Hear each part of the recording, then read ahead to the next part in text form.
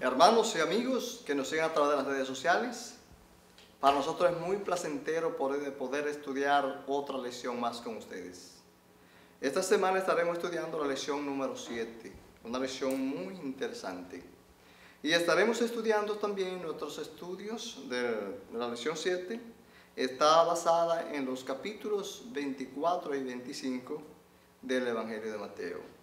Hay que reseñar que Mateo 24 y también el 25 son dos capítulos eminentemente proféticos, donde Jesús habla en una forma muy detallada de los acontecimientos finales y hace algunas aseveraciones como no aparecen en ningún otro libro. Aquí estos capítulos, especialmente el 24, están plagados de advertencias para los seguidores de Dios, cosas que creo que no deben extrañarnos y que debemos ser estudiosos, diligentes de las Escrituras para poder saber en los tiempos que estamos viviendo. El versículo para memorizar nos dice: porque se levantarán falsos cristos y falsos profetas y harán grandes señales y prodigios, de tal manera que engañarán, si fuere posible, aún a los escogidos. Mateo 24, 24. Aquí Jesús advierte que para los últimos tiempos, para los últimos días, en otras palabras, los tiempos que vivimos, dice él que se levantarían falsos cristos y falsos profetas y harían señales y prodigios de tal manera que, si fuera posible, engañarían a los escogidos. O sea, los milagros y los prodigios, las señales que ellos harán, serán suficientes para que, si el Espíritu Santo no estuviera en nosotros y con nosotros, podríamos ser engañados. Dice él que se levantaría falsos cristos, se levantaría falsos profetas. Nosotros podemos ver cómo hay falsos profetas hoy haciendo predicciones, personas profetizando cosas que Jesús nunca enseñó, que la Biblia no habla, cosas que están en contra de la Biblia, en contra de la ley de Dios.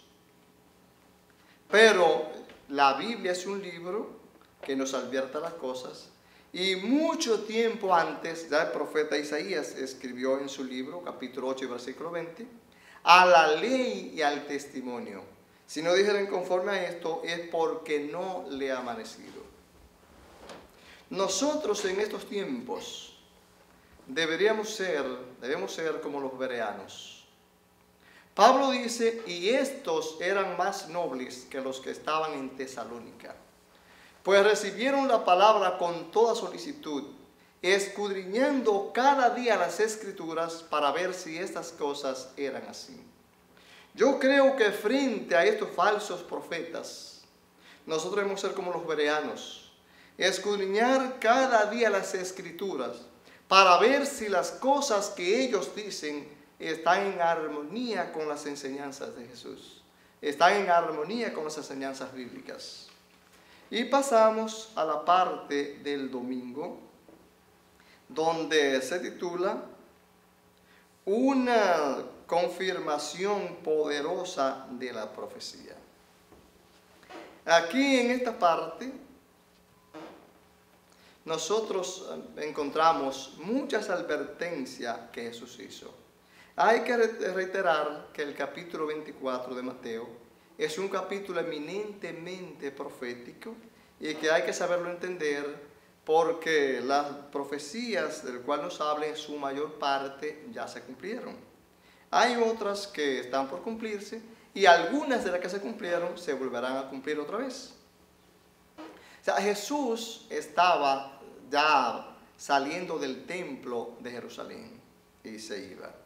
Y los discípulos hicieron oportuno el momento para formularle una pregunta a Jesús. O no para formular una pregunta, sino para enseñarle los edificios del templo, para enseñarle los gozosos. O sea, ellos satisfechos del templo, orgullosos de tener un templo como el templo de Jerusalén, le estaban mostrando a Jesús los edificios del templo. Me imagino que quizás esperando recibir una respuesta muy diferente a la que Jesús le dio. Quizás esperando recibir algún elogio de aquel templo que ellos tanto amaban y que llevaban en lo más recóndito de su corazón. Pero no fue así. La respuesta de Jesús fue: ¿ustedes ven todo esto? Os aseguro que aquí no quedará piedra sobre piedra, todo será destruido, todo será derribado. Ellos, aparentemente, o sea, diríamos que entendieron lo que Jesús quiso decir, porque de una vez ellos aquilataron, entendieron, interpretaron que se refería al fin de los tiempos. Así que cuando estaban en el monte de los olivos, sin pérdida de tiempo, ellos se llegaron aparte a Jesús para decirle: Maestro, dinos qué señal habrá de tu venida y del fin del mundo. Otra versión traduce del fin del siglo. Y lo primero que Jesús le dijo fue, lo advirtió contra estos falsos profetas. Y dijo: mirad que nadie os engañe, porque vendrán muchos falsos profetas en mi nombre diciendo sobre Cristo, y a muchos engañarán. Jesús siguió diciendo: y oiréis de guerras y rumores de guerra. Habrá reino contra reino, nación contra nación. Dijo pestes, o sea, pestilencia, enfermedades, hambre, terremotos por diversos lugares, padre contra hijo, hijo contra padre, etcétera, etcétera. Cuando Jesús dice: aquí no quedará piedra sobre piedra, todo será destruido, es porque ellos construían en piedra, ellos edificaban en piedra, hacían sus edificaciones. Usted recuerda cuando Pedro dijo: porque la principal o la piedra que desecharon los constructores ha venido a ser la principal piedra del ángulo, refiriéndose a Jesucristo.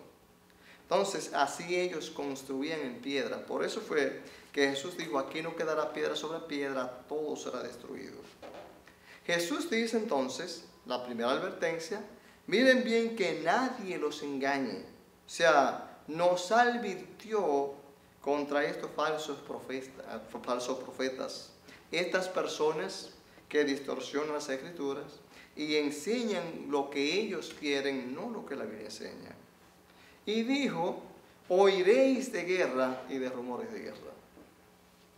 Hay que decir que cuando Jesús dijo todas estas cosas, terminó diciendo: pero esto es principio de dolores, todavía no es el fin, porque es menester, es necesario que todas estas cosas acontezcan, pero dice él, aún no es el fin, es principio de dolores.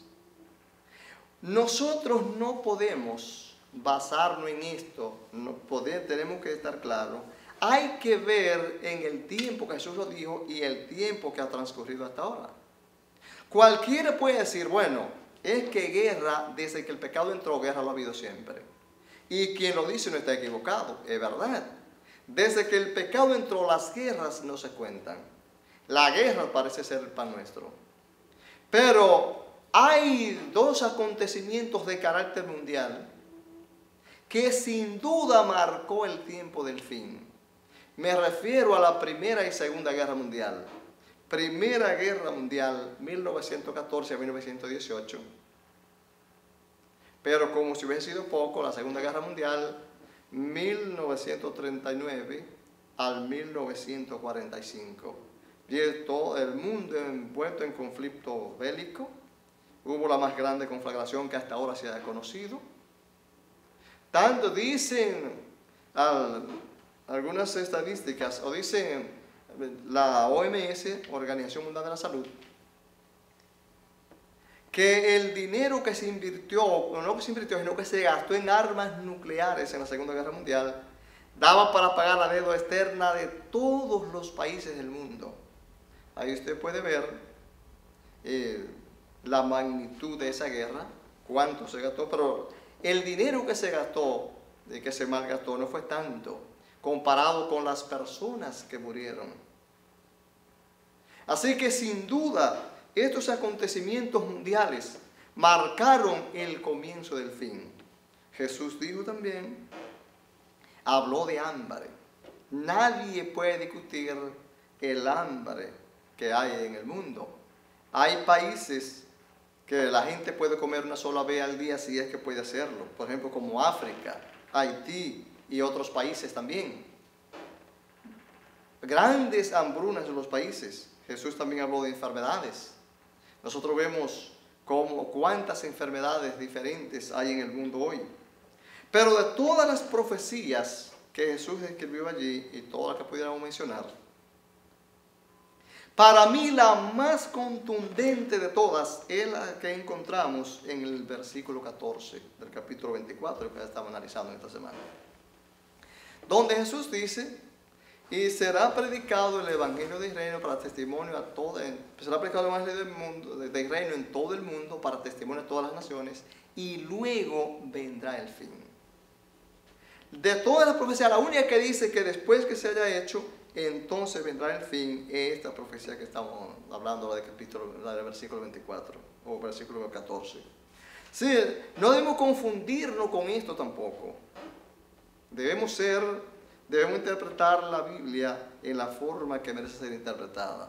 Debemos entender bien el pasaje. Jesús no está diciendo: y se convertirá todo el mundo y luego vendrá el fin. No está diciendo eso. Porque estaría contradiciendo su misma palabra, estaría contradiciendo la Biblia, lo que él mismo enseñó. No todo el mundo va a ser salvo. Pero sí todo el mundo tiene que oír la palabra de Dios antes que Jesús regrese a la tierra. Todo el mundo tiene que oír hablar de Jesús. Todo el mundo tiene que conocer del Evangelio, aunque lo rechace. Hay que saber que el Evangelio se está predicando, ya casi está llegando a los lugares más remotos del mundo. De las diferentes formas, de casa en casa, por la radio, por la televisión, las redes sociales, de todo, o sea, la gente está usando todos los medios, y eso obedece a la misma profecía. O sea que ya son muy pocos los países donde no ha llegado el Evangelio. O sea que eso quiere decir que la venida de Cristo está cerca. Todo lo que nosotros tenemos que hacer es, si nosotros queremos que Jesús venga pronto, tenemos una gran tarea, que es la de predicar el Evangelio. Así que los capítulos 24 y 25 de Mateo nos alertan, nos hablan claro de los acontecimientos que vendrán. Y aquí en la parte que continúa, la parte del lunes, que habla de resistir hasta el fin. Este título creo que es muy oportuno, muy claro, porque el título resistir hasta el fin nos está hablando de las cosas que vendrán, de las que están aconteciendo y aún las que vendrán. La Biblia es clara y habla, la Biblia habla de vencer, el que venciere. Muchas veces la Biblia usa en una forma reiterativa la palabra el que venciere, por todas las cosas que vendrán y que el cristiano en el nombre de Jesús tiene que vencer. Aquí nosotros vemos Mateo 24:9. Dice: entonces os entregarán a tribulación y os matarán y seréis aborrecidos por toda la gente a causa de mi nombre. El Señor Jesús advirtió aquí que sus seguidores serían aborrecidos. Y recordamos cuando el Señor Jesús fue crucificado, que venían las mujeres de Galilea, venían llorando, y Jesús les dijo: mujeres de Jerusalén, no lloren por mí, lloren por vosotras, porque si al árbol verde le hacen esto, al seco, ¿qué no será? En la bienaventuranza de Mateo 5, Jesús dice allí que bienaventurados somos nosotros cuando por su causa hablen contra nosotros toda clase de mal mintiendo. Se dice que somos bienaventurados. Dice aquí entonces que seremos aborrecidos por muchos a causa de su nombre. La razón por la que muchas veces no somos aborrecidos es porque nos confabulamos con el mundo. Pero cuando nosotros estemos completamente de parte de Jesucristo, el mundo nos va a rechazar, nos va a desconocer, como tampoco conoció a Jesucristo. Ya Jesús Él lo dijo claro. Este versículo de Mateo 24:9 tiene un gran paralelismo con Apocalipsis 13 del 11 al 17, donde dice Juan allí habla de dos bestias. Él dice, vi una bestia que subía de la tierra. Dice él que esa bestia que subía de la tierra tenía dos cuernos como cordero, pero hablaba como dragón. Y recibió toda la autoridad de la primera bestia. Y la alianza de esas dos bestias va a hacer grandes cosas en perjuicio de los cristianos. O sea, tenemos que entender que aquí nos está hablando claramente en el fin del tiempo, cuando se una el poder político y el poder religioso, lo que va a ocurrir. Esta bestia que sube de la tierra, nosotros creemos firmemente que se refiere a los Estados Unidos. Comparándolo cuando la Biblia dice también, y se le dio a la mujer dos alas de la gran águila, para que de la presencia del dragón volase al desierto, donde tiene lugar aparejado hasta 1260 días, o sea, 60 años. Dice que el dragón lanzó tras la mujer agua como de un río, pero la tierra abrió su boca y se bebió el agua, refiriéndose a cuando los cristianos que eran perseguidos llegaron a Estados Unidos, que Estados Unidos lo apoyó, Estados Unidos lo recibió, aquí encontraron libertad religiosa. Entonces, esas bestias que tiene dos cuernos de cordero, como cordero, semejante a un cordero, pero habla como dragón, llegará el tiempo cuando hará alianza con el poder religioso, y estos dos poderes, dice acá entonces, en el versículo 16 y 17, que hará que a todos, grandes y pequeños, pobres y ricos, libres y esclavos, se le ponga una señal o una marca en la frente o en la mano derecha. En la lección pasada ya explicamos lo que significa la marca en la mente.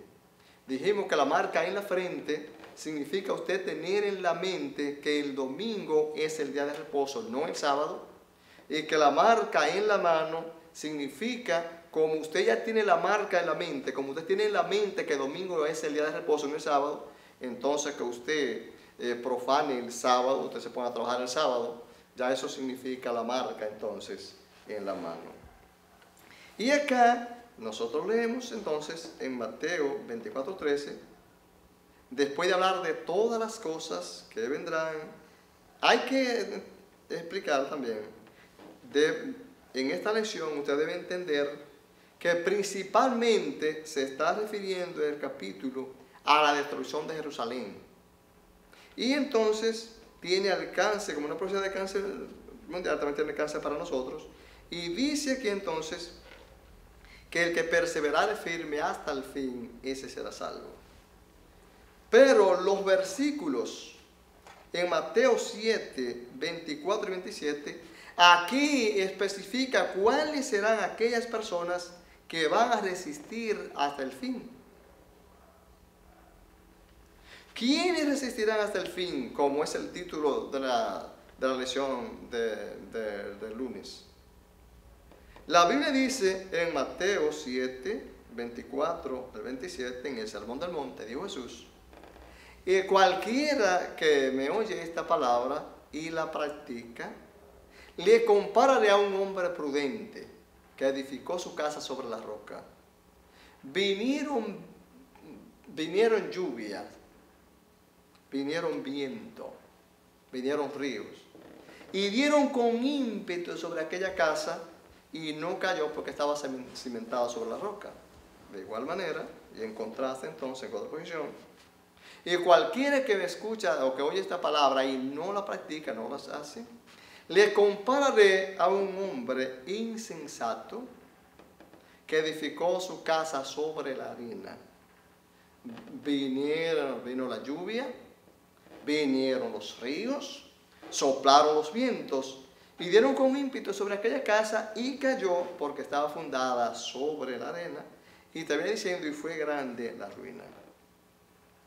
Hay que ver cuando Jesús dice aquí, cuando Jesús compara, Él dice, cualquiera que oye esta palabra y la practica, o sea, la pone en práctica, la obedece, le compara con un hombre prudente, un hombre juicioso, un hombre cuerdo, un hombre que sopesa bien las cosas, que edificó su casa sobre la roca. Y vinieron las lluvias. Como consecuencia de que vino la lluvia, vinieron los ríos. El río se desbordó y llegó hasta la casa.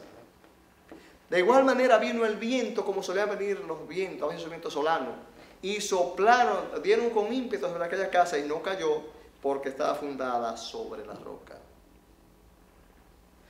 Todo el mundo sobreentiende que la roca es Cristo. Pero ¿cuál es ese hombre prudente que edificó sobre la roca? ¿Qué significaba edificar sobre la roca, edificar sobre la arena? Jesús está hablando de cosas que ellos conocían. Recuerde que esta parte está tomada del Sermón del Monte. Desde las alturas donde ellos estaban, se podía ver allá en la llanura cómo la gente construía. Algunos construían de una forma ligera. Había gente que le amanecía sin casa y cuando anochecía ya habían construido una casa porque se daba el siguiente fenómeno. A veces venían las lluvias torrenciales y los ríos se desbordaban. Y por donde pasaban las aguas arrastraban con todo lo que había, pero dejaban una especie de arena. La gente que no le gusta esforzarse, la gente que le gusta la cosa fácil, que le gusta la fácil doctrina, que no quieren abstenerse de nada, que quieren decir que son cristianos, pero ocurre con ellos lo que dice en Isaías 4:1, y echarán mano de un hombre y 7 mujeres en aquel tiempo, y si nosotras comeremos nuestro pan, nos vestiremos nuestra ropa, solamente quita tu nombre, quita nuestro oprobio y se ha llamado tu nombre sobre nosotras. Esa gente que hacen las cosas por salir del paso, construían su casita allí en la arena, pero ignorando que por donde las aguas pasan una vez vuelven a pasar. Cuando volvían los aguaceros torrenciales y el río se desbordaba otra vez y llegaba hasta allá, esas casitas se llevaban como nada porque estaban sobre la arena. Diferente a otros que querían construir. Todo el mundo quiere construir un techo. Pero aquellas personas no escatimaban mayugarse las manos cavando sobre la roca. ¿Ustedes lo difícil que es cavar sobre la roca? Aquellas personas se percataban de construir una vez para siempre. Y aunque le costaba mucho sacrificio, pero construían su casa y literalmente, es verdad, a veces venían los vientos, venía la lluvia, pero aquella casa estaba fundada sobre la roca. Nosotros también debemos estar cimentados sobre la roca que es Cristo, la roca inconmovible. Nada ni nadie puede movernos cuando nosotros estamos fundado en Cristo Jesús. Cuando nuestra fe está arraigada en Cristo Jesús, nadie nos puede mover, porque Cristo es la roca inconmovible. De eso se trata la parte del lunes. La parte del martes nos habla de la abominación desoladora. Y se está refiriendo, obviamente, aquí, a lo que decíamos hace un momentito, a la destrucción de Jerusalén. Todos ellos estaban alertados de que Jerusalén iba a ser destruida, pero se le está dando las señales que indicaban cuándo debían salir de la ciudad para escapar por su vida. Y se habla de aquí, de la abominación desoladora, lo que ocurriría, ese poder que echaría por tierra, quitaría el continuo y todas las cosas que haría. ¿Y a qué se puede comparar eso hoy? Hoy se puede comparar con el adulterio, con la fornicación, con la idolatría, y todas esas cosas indican la presencia de Jesús, indican que Jesús está cerca. Así como cuando yo viera todas esas cosas, como dijo Jesús, cuando usted ve que todas estas cosas acontezcan, sepa que mi venida está cerca, está a la puerta. Y nosotros vemos aquí, quisiera leer lo que dice en Mateo 24:15. Por lo tanto, cuando veáis en el lugar santo la abominación desoladora de la que habló el profeta Daniel, el que lea entienda. O sea, entienda que era tiempo de salir de la ciudad, tiempo de huir a los montes. Donde dijo Jesús, entonces, el que se haya quedado en la azotea, no vuelva. El que tenga que buscar agua en la ciudad, no vuelva. Cuando dice la Biblia en Mateo 24:20, oren pues para que vuestra huida no sea en invierno ni en día de reposo. Y en Lucas 21:20 nosotros leemos, pero cuando viereis a Jerusalén rodeado de los ejércitos, dice aquí que debían saber que ya la destrucción de Jerusalén estaba cerca. ¿Qué debían ellos hacer entonces? Escapar por su vida. Nosotros también, cuando vemos todas las cosas que están aconteciendo, tal como están vaticinadas en las Escrituras, debemos saber que Jesús está cerca y que debemos prepararnos para el encuentro con Él. Si de esa parte entonces se trata, de la parte del martes, y ahora la parte del miércoles nos habla de las 10 vírgenes. En Mateo 25, del 21 al 13, allí nos habla de 10 vírgenes. Jesús pone una parábola donde continúa hablando acerca de su venida y de cómo debemos estar preparados. Y ahora él usa una parábola, repito, habla de 10 vírgenes y usa algo que ellos conocían, como eran las bodas, cómo se hacían las bodas, cómo las acostumbraban ellos. Lo usa entonces para él ponerse en el lugar del novio y todos nosotros en el lugar de aquellas vírgenes que estaban esperando. Y dice él que 10 vírgenes con sus lámparas salieron a recibir al novio. Esto quiere decir, esto es en espera de Cristo. Dice que el novio tardó. La cuestión aquí no es la tardanza en sí misma, sino la falta de preparación de las vírgenes insensatas. Lo que significa que debemos velar, como lo dicen las 2 parábolas siguientes que encontramos en el mismo capítulo. Por lo tanto, el novio, hay que decir que el novio no la reprochó ni por su retraso ni por la falta de aceite. Ahí no estuvo. Sino porque la rechazó. O sea, lo que Jesús hizo allí fue que la desconoció. Jesús no entró en detalle, no habló de retraso, no habló de a ustedes les faltó aceite. No dijo eso. Dijo, no la conozco. Eso fue lo que dijo. Id a comprar aceite, les digo que fueran a comprar, y la desconoció, como usted conoce bien el capítulo, dijo, no la conozco. Nosotros tenemos que entender que a través de todos los tiempos, la salvación ha estribado en el conocimiento de Dios. Nosotros debemos conocer de Dios. Y acá, en Juan 14, del 7 al 9, Jesús dijo, si ustedes me conocieran a mí, conocieran también al Padre que me envió. Y vosotros le conocéis y lo habéis visto. Eso fue cuando Felipe dijo, Señor, pues muéstranos al Padre. Soy un Felipe, que me ha visto al Padre. O sea, si me conocieran a mí, entonces ustedes conocieran al Padre que me envió, pero ustedes no conocen al Padre, pero tampoco ustedes me conocen a mí. Y en el capítulo 17, versículo 3 del mismo libro, del Evangelio de Juan, Jesús dijo, empero esta es la vida eterna, que te conozcan a ti, al solo Dios verdadero, y a su Hijo Jesucristo, al cual has enviado. Lo mismo que le dijo a la samaritana, en Juan 4:10. Jesús le dijo a la samaritana, mira, si tú conocieras el don de Dios, ¿y quién es que te pide de beber? Tú me pedirías a mí, y yo te daría agua que salte para vida eterna. Si tú conocieras el don de Dios, el don de Dios, ¿quién es Dios? ¿Y quién es el que habla contigo? Invertiría las cosas entonces, la cosa invertiría. En vez de yo pedirte a ti que me dé de beber, fueras tú que me pidieras a mí. Y yo te daría un agua que no es como el agua, esa agua que tú tienes, que es un agua que la toma vuelve a tener sed.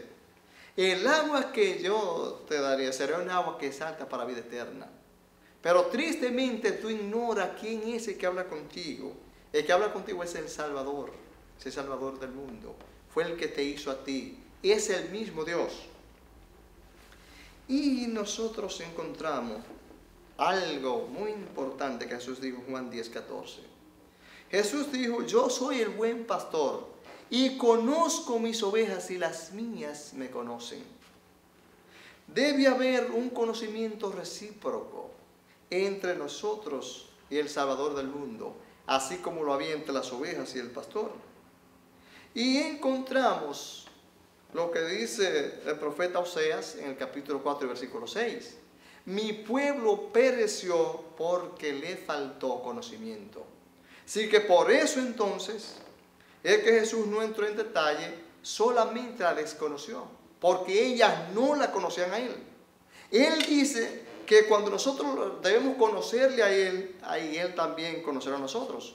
Yo soy el buen pastor y conozco mis ovejas y las mías me conocen. Y me gustaría considerar con ustedes el versículo 7, donde dice, entonces lo voy a leer literalmente para que usted lo pueda entender mejor. Mateo 25:7. Y entonces todas aquellas vírgenes se levantaron y arreglaron sus lámparas. Entonces todas aquellas vírgenes se levantaron y arreglaron sus lámparas. Aquí la palabra arreglar viene de la palabra griega cosmeo. De ahí viene una palabra que le gusta mucho a las damas, algo que le gusta mucho a las damas. De ahí viene la palabra cosméticos, algo que le gusta mucho a las damas. Por ser tan delicada, siempre le gusta mucho la belleza. Y la palabra significa embellecer, hermosear, decorar, engalanar, arreglar propiamente dicho, ordenar, poner en orden. O sea, cuando nosotros aquí lo que está hablando en otras palabras, este pasaje en el original, lo que quiere decir entonces que el pueblo de Dios necesita un reavivamiento. O sea, y todas aquellas vírgenes se levantaron y arreglaron sus lámparas. Se levantaron. Nosotros debemos levantarnos. ¿Ellas estarían acostadas? No se sabe. Cuando la Biblia usa el término levantar, no necesariamente está diciendo que la persona está acostado o aún que esté sentado. Significa accionar. Lo que está diciendo aquí es que usted y yo debemos dejar ese letargo que tenemos. Debemos levantarnos, despertar del sueño que dormimos, como dice Pablo, y esto conociendo el tiempo, que es hora de levantarnos del sueño que dormimos, porque ahora está más cerca nuestra salvación cuando creímos. Es lo que dice el capítulo 7. El pueblo de Dios necesita levantarse, necesita un reavivamiento. Estamos dormidos. El enemigo nos tiene adormecidos y están los acontecimientos cumpliéndose alrededor nuestro y no nos damos cuenta. De tal manera que muchos de nosotros pedimos que se derrame el Espíritu Santo sobre nosotros y aún teniendo ese gran deseo, ese gran interés, esa buena intención, el Espíritu Santo se estará derramando entre nuestros compañeros y nosotros no nos daremos cuenta. Porque estamos dormidos, estamos durmiendo. Es tiempo que nosotros nos levantemos, que nosotros accionemos, que nosotros cumplamos con lo que dice allí el versículo que analizábamos de Mateo 24:14, con la predicación del Evangelio. Y unas preguntas que nos deberíamos hacer. ¿Para qué nosotros muchas veces pedimos el Espíritu Santo? El Espíritu Santo, a través de todos los tiempos, siempre que una persona era ungida con el Espíritu Santo, era para hacer un trabajo, para emprender una obra. Tenemos el ejemplo en Cristo Jesús. Cuando ella empezó su ministerio público, Cristo fue ungido con el Espíritu Santo por medio del bautismo. Así que ustedes lo que debemos tener entonces es un reavivamiento y que pedir a Dios que derrame su Espíritu Santo sobre nosotros y a realizar la obra que Dios nos ha encargado. De eso se trata aquí la parte del miércoles. Y en la parte del jueves entonces vamos a estudiar de qué modo usar tus talentos.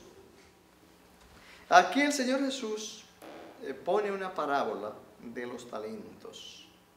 Allí usó el matrimonio, usó el cortejo que ellos usaban allí, el cortejo nupcial, para dar el mensaje que Él quiere dar acerca de su venida y cómo debemos estar preparados. Y ahora Jesús usa aquí algo que ellos conocían también. Usa los talentos, usa el talento para hacerlo entender cuánto nosotros necesitamos usar nuestras debilidades, o nuestras habilidades, de cómo debemos desarrollar nuestras habilidades, los dones que Él nos ha dado. Y lo hace usando aquí los talentos. Algo que la gente conocía y que era muy codiciable. El talento. Quien tenía un talento tenía una fortuna. Porque el talento equivalía a 6.000 denarios. O sea, un denario era el salario de un día. Y un talento equivalía a 6.000 denarios. Un talento equivalía a 20 años de trabajo. Entonces, quien tenía un talento, aquí es la palabra de los talentos. Quien descuida los talentos, quien descuida los dones, las habilidades que Dios le ha dado, no solamente corre el riesgo de no recibir más, porque si fuera así aún quizás estaría bien. Lo que corre el riesgo de perderlo, de perder aún lo que tiene. Según Jesús dijo, quítenle, dice que le será quitado lo que tiene y dado a los otros que habían multiplicado sus talentos. Bueno, Jesús a todo el mundo. Lo primero que Jesús ha hecho es que Jesús, Dios, nos da el don del habla. Lo primero, mírenlo por ahí, nos da el don del habla. Después de darnos el don del habla, nos ha dotado de capacitación razonadora. Nos da la capacidad de razonar. Nos ha dado inteligencia. Poder entonces, el poder de comunicarnos. Nos pone en la mente lo que usted y yo debemos decir. Lo que quiere decir entonces que no debemos descuidarlo, debemos ponerlo a producir. Yo siempre digo que el que enseña aprende 2 veces. Por eso Jesús dijo en Mateo 5:14, y no se enciende una luz y se pone debajo de un almud, sino se pone en el candelero para que alumbre a todos los que están en casa. En otras palabras, Jesús a nadie le da el conocimiento de su palabra, entendimiento de su palabra, para que se quede con ella para sí mismo, sino para que usted la comparta con los demás. Todas las cosas de Dios es compartir. Es lo que dijeron los discípulos. De lo que tenemos te damos. De gracia recibiste y das de gracia. Dios entonces cuenta con nosotros. Por eso nos da, repito, nos dio el don del habla. Nos da la salud para que podamos ir donde las personas. Pone las palabras en nuestra mente. Nos envía a predicar, pero nos preparó el sermón cuando dijo lo siguiente. Cuando mandó a bautizar a las personas en nombre del Padre y Espíritu Santo, dijo, enseñando que guarden todas las cosas que os he mandado. O sea, ahí está. Le dijo a otro, anda cuenta cuán grande cosa ha hecho Dios contigo. Usted vaya, díganle a la gente lo que Dios hizo con usted, yo te está predicando. Y predicó un sermón que nadie puede discutir, porque los ejemplos no se pueden discutir. Así que Dios espera de nosotros que ese talento que nos ha dado esas habilidades, esos dones, nosotros podamos desarrollarlos al máximo. Y cuando sea así, nosotros estaremos dependiendo enteramente de Dios. Él estará en nosotros. Y a medida que uno más da, pues más recibe. Que Dios le bendiga, que Dios le guarde. Y espero que nosotros podamos vivir esta lección de esta semana. Y un día cuando Jesús venga por los suyos, iremos con Él y todos los remedios de todas las edades a las naciones celestiales. Que Dios le bendiga.